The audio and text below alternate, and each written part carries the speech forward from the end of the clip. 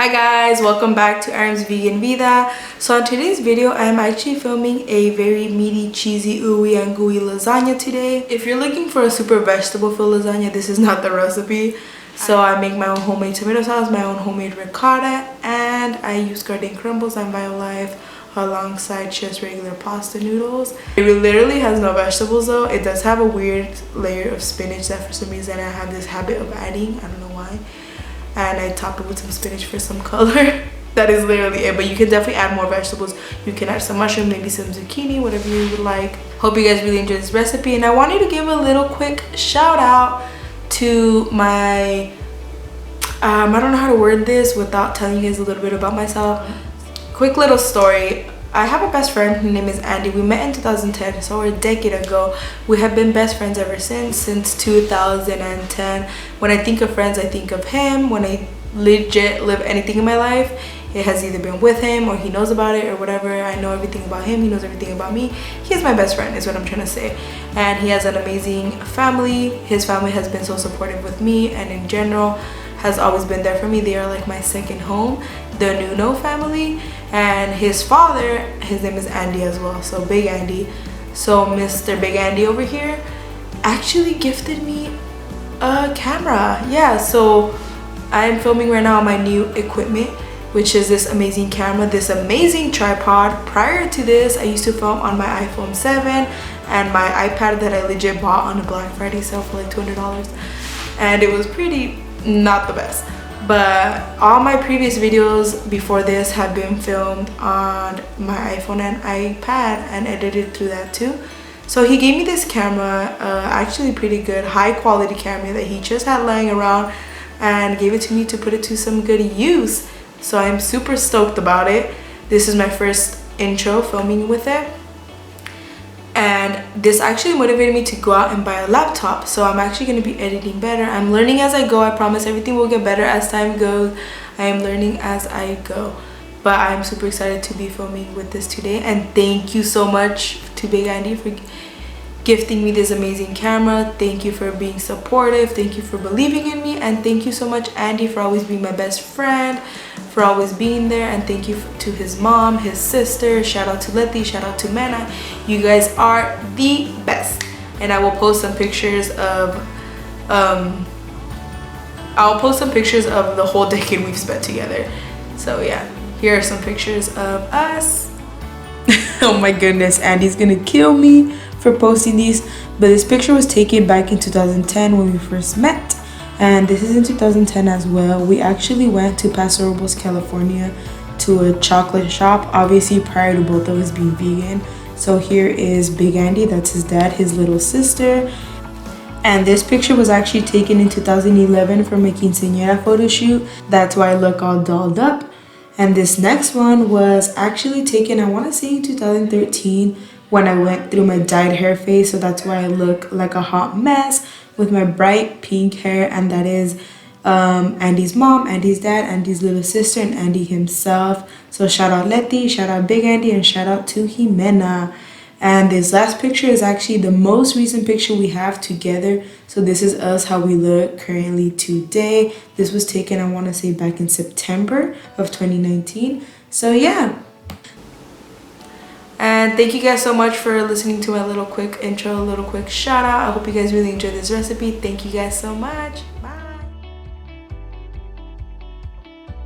Okay guys, so to begin with this recipe, I'm going to show you how I make my homemade tofu ricotta, starting off with 1.5 blocks of pressed firm tofu alongside 3/4 of a cup of cashews for some creaminess and some cheesiness. Honestly, this is definitely my favorite part of the recipe. I soaked these overnight just to let you know. It helps speed up the process.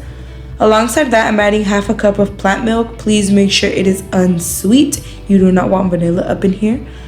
Okay, so next I'm adding 1/4 of a cup of nutritional yeast alongside 1/3 of a cup of freshly squeezed lemon for some tartness. And then for some saltiness, 1 teaspoon of salt, but you can definitely adjust the salt to your liking. Okay, so now that all the ingredients are in there, I'm going to be pressing puree and simply keeping an eye on it. I don't have a perfect time for this. I honestly just puree until it kind of starts to rise up. I take a spatula, as you can see right there, and push all the ingredients back down, anything that kind of rose up, so that everything could get blended thoroughly and evenly. Okay, so now that my ricotta has reached my desired consistency, I'm simply going to be transferring it onto a bowl and setting it in the fridge to chill while I make the rest of the ingredients. Look at how delicious it came out. Yum. Okay, so now starting off with the sauce, the beautiful tomato sauce, I'm adding 2 tablespoons of olive oil onto a pan that's on kind of medium heat to lower heat. And to that, I'm adding 1 cup of diced white onion. I love adding onion to my tomato sauce. It adds such a bite and like a yumminess to it. I definitely recommend it. So I'm gonna saute these until translucent and adding 5 roasted garlic cloves, or you can substitute this for adding maybe like 5 fresh garlic cloves. The reason why I roasted these off camera is because it kind of gives it a more mild sweetness to it. It's so delicious. I would definitely recommend adding maybe even 1 entire head of roasted garlic, but I didn't have that on hand. I only had 5. Okay, so I'm adding 2 cans of diced tomatoes. If you have a hand blender, I definitely recommend blending this up a little bit so it's not so chunky, but I don't have one right now. So what I did was simply take my spatula and kind of crush it as I went. It was a little tedious, but I mean, it worked. So alongside that, I'm adding 2 cans of tomato paste, 12 ounces total, that I'm gradually adding through the video. I started off by adding 1 can. And I'm also adding 1.5 cup of broth. I chose to use chicken broth, but you can definitely use vegetable because I know that's more accessible. It's literally like in every store. And by chicken broth, I mean vegan chicken broth. And here I am adding the other can of tomato paste because for some reason I added them separately. I don't know why. I tend to do that. I need to stop. Anyway, so I'm simply gonna like mash this in, kind of blend it in there with everything else. And for some spices, I'm adding 2 teaspoons of Italian seasoning, 2 teaspoons of black pepper, and half a teaspoon of cayenne pepper. Depending on your spice level, maybe you can add a little bit more to taste if you want this to be spicier. And to that, I'm adding 1/3 cup of fresh basil. This adds the most beautiful touch to the sauce.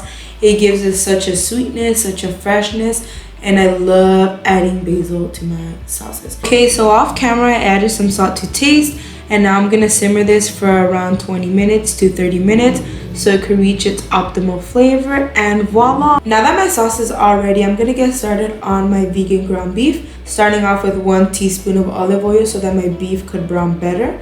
And today I'm using Gardein beefless grounds. Honestly, these are perfect for lasagna. So the thing is, I have made this lasagna multiple times and I have used different beef. I had previously used Life Crumbles. I've used Beyond ground beef. I have used Beyond sausage, and I love Beyond sausage, but it didn't work so well with a beef lasagna. I recommend using 1 bag of Gardein beef, but I actually had another extra half in my freezer, so I chose to add that as well. But 1 bag is the perfect amount and would work perfectly fine. Now for some seasonings, I'm adding 1 teaspoon of salt, 1 teaspoon of garlic powder, and 1 teaspoon of black pepper.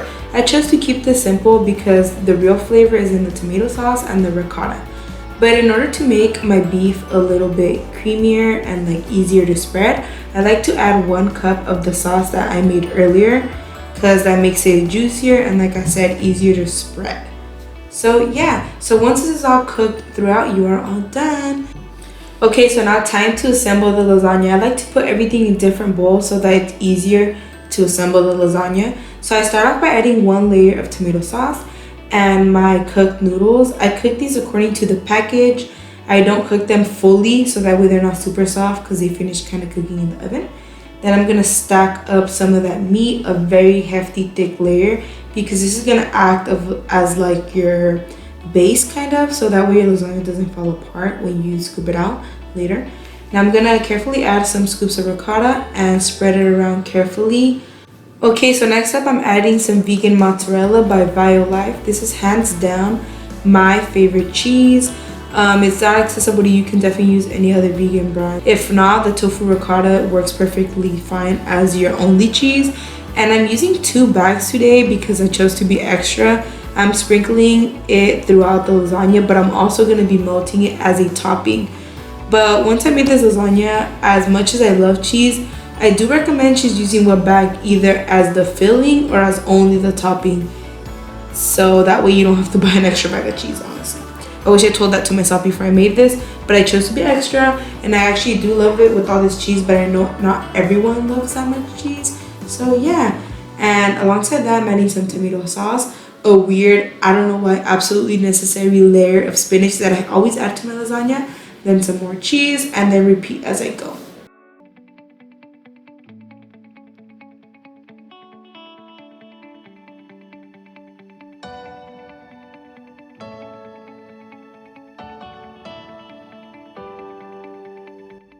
Now that I'm getting down to my very last layer, I totally realized that I didn't talk about the lasagna noodles and where I bought them.